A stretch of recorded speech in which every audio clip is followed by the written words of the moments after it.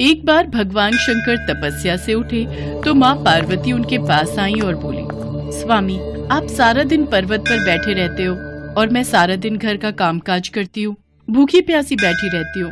आप कुछ नहीं कमाते हो, मैं क्या खाऊं, क्या बच्चों को खिलाऊं? आपने कभी इस ओर ध्यान भी दिया कि परिवार कैसे चलेगा? माँ पार्वती की बातें भगवान शंकर ध्यान से सुन रहे थे। आप मेरी एक बात मानोगे स्वामी? मैंने तुम्हारे साथ फेरे लेते हुए 7 वचन निभाने का वादा किया था। तुम कहो तो मैं तुम्हारी बात अवश्य मानूंगा। तो फिर ठीक है, एक काम करो, आप वृंदावन चले जाओ। एक आपका अपना नंदी बैल तो है ही, और एक बैल आपका वहाँ कन्हैया से मांग लेना। कन्हैया के खेत हैं, आप वहाँ पर खेती करना और जो फसल उगे उसे ले आना, कुछ तो काम चलेगा। लेकिन एक बात का ध्यान रहे स्वामी, आप वहाँ जाकर कन्हैया से कहना कि आप खेती ऊपर की लोगे और नीचे का हिस्सा कन्हैया को देना। ठीक है देवी पार्वती, मैं अभी नंदी बैल पर बैठकर वृंदावन जाता हूँ। इसके पश्चात भगवान शंकर अपने बैल नंदी पर बैठ गए और कन्हैया जी के पास जाने लगे। रास्ते में नंदी बैल उनसे बोला, प्रभु, हम जा तो रहे हैं लेकिन ये कन्हैया बहुत चालाक हैं, बहुत तेज हैं। कोई नहीं, जो होगा सो देखा जाएगा। मैंने पार्वती को वचन दिया है कि अब मैं खेती करके ही लौटूंगा। और फिर इसके पश्चात शंकर जी अपने बैल नंदी के साथ कृष्ण जी के द्वार पहुँचे और अपना शंख बजाने लगे। शंख की आवाज सुनकर कृष्ण जी द्वार खोलते हैं तो उनके सामने भगवान शंकर खड़े थे। कृष्ण जी भगवान शंकर को प्रणाम करते हैं। भोलेनाथ, आप आइए, भीतर पधारिए। अचानक कैसे आना हुआ? मुझे संदेशा भेज देते, मैं आपसे मिलने आ जाता। कन्हैया, मेरा एक काम है जो केवल तुम ही कर सकते हो। हाँ हाँ, बताइए, मैं आपकी किस प्रकार सहायता कर सकता हूँ? मुझे आपके खेतों पर खेती करनी है। एक बैल मेरे पास है और एक बैल आप अपना दे दो और अपने खेत पर मुझे खेती करने के लिए दे दो। क्यों मैया, आपका क्या विचार है? भगवान शंकर हमारे खेतों पर खेती करना चाहते हैं। हाँ, तो कोई बात नहीं, अच्छी बात है, हमें भी बनी बनाई फसल मिल जाएगी। पर मेरी एक शर्त है, खेती में आप जो भी मुझे बोने को कहोगे वो मैं बो दूंगा, पर खेती का ऊपरी हिस्सा मैं रखूंगा। तो आप बताओ मैं क्या बो दूं? ठीक है, मुझे मंजूर है। एक काम करो, आप ना आलू बो दो। ठीक है, फिर मैं फसल तैयार होने के बाद ही आपसे मिलूंगा।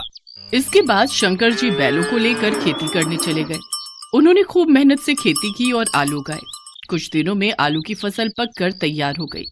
शर्त के मुताबिक शंकर जी और नंदी ने मिलकर आलू के ऊपर की फसल, आलू के पत्ते काटे और गठरी में भरकर कैलाश ले गए। शंकर जी ने बहुत खुशी से पार्वती मैया को वो गठरी दी। पार्वती मैया ने जब गठरी को खोलकर देखा तो वो हैरान हो गई। उस गठरी में तो पत्ते ही पत्ते थे। प्रभु, आप ये क्या उठा लाए हो? खेती कहाँ है जो आपने की थी? पार्वती, मैंने तो वैसा ही किया जैसा तुमने मुझसे कहा। मैंने ऊपर की खेती का हिस्सा लिया और कैलाश लौट आया। मुझे कुछ नहीं पता प्रभु, अब मैं इन पत्तों का क्या करूं? ये पत्ते किसी काम के नहीं हैं। अब आप दोबारा जाओ और दोबारा खेती करके लाओ। और हाँ, अब की बार आप नीचे की खेती मांगना। एक बार फिर भगवान शंकर नंदी के साथ वृंदावन जाने लगे।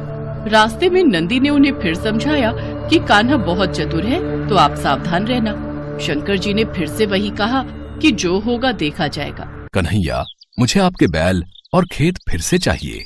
मुझे एक बार फिर खेती करनी है, पर इस बार मेरी शर्त ये है कि मैं खेती नीचे की लूंगा, ऊपर की आप रखना। बताओ मैं क्या बो दूं? ठीक है, फिर तो आप बाजरा बो दो। कृष्ण जी के कहने पर शंकर जी ने बाजरा बो दिया और खेती की। उसकी अच्छे से रखवाली की और कुछ ही समय में बहुत अच्छी बाजरे की फसल उगाई। शंकर जी बाजरे के नीचे की डंडियां तोड़कर कैलाश ले गए और ऊपर का बाजरा सारा कृष्ण जी और यशोदा मैया घर ले गए। कैलाश पहुंचकर जब शंकर जी ने माता पार्वती को बाजरे के नीचे की डंडियों से भरी गठरी दिखाई तो वो फिर से क्रोधित हो गई। अरे, आप ये क्या ले आए? ये तो घास फूस है, इनका मैं क्या करूंगी? इसमें बाजरे के दाने कहाँ हैं? पार्वती, मुझे तो तुमने कहा कि मैं नीचे की खेती ले आऊं, इसलिए ऊपर की खेती मैंने कन्हैया को दे दी।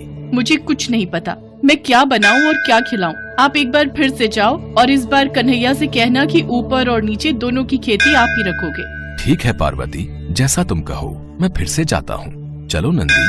शंकर जी कन्हैया के द्वार पर पहुँचे और उनसे फिर से खेती करने के लिए कहा। कन्हैया, इस बार ऊपर और नीचे दोनों की खेती मैं ही लूंगा। बताओ मुझे क्या बोना है? ठीक है, इसमें मुझे कोई आपत्ति नहीं है। आप इस बार मक्का बोलो। इस बार आप ऊपर और नीचे की खेती ले लेना और जो बचेगा वो मैं रख लूंगा। शंकर जी फिर से खेती करने लगे।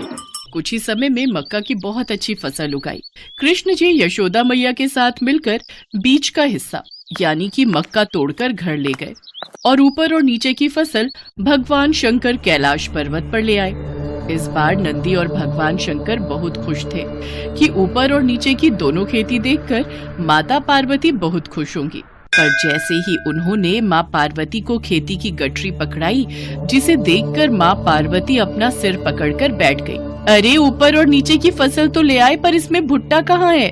पार्वती, तुमने ही तो कहा था कि ऊपर की और नीचे की खेती लेकर आऊं, इसलिए मैं ऊपर और नीचे की खेती ही तो लेकर आया हूँ। अब मैं भोला भाला जैसा तुमने मुझसे कहा मैंने वैसा ही किया। तभी कृष्ण जी आते हैं। माँ पार्वती, भोलेनाथ बिल्कुल उचित कह रहे हैं। भोलेनाथ को तभी तो भक्त भोले बाबा कहते हैं। भोलेनाथ तो भाव के भूखे हैं। प्रेम से जो भी इनको कुछ भी अर्पित करता है वे ग्रहण कर लेते हैं। आप धन्य हैं भोलेनाथ। माँ पार्वती, भोलेनाथ के द्वारा की हुई खेती मैं ले आया हूँ, इसे स्वीकार कीजिए। माँ पार्वती देखती हैं कि भगवान भोलेनाथ ने तो बहुत ही बढ़िया खेती करके आलू, बाजरा और मक्का उगाया था। वो खुशी से फूली नहीं समाती। कुछ भी कहिए स्वामी, पर आपने नंदी और कान्हा के बैलों के साथ मिलकर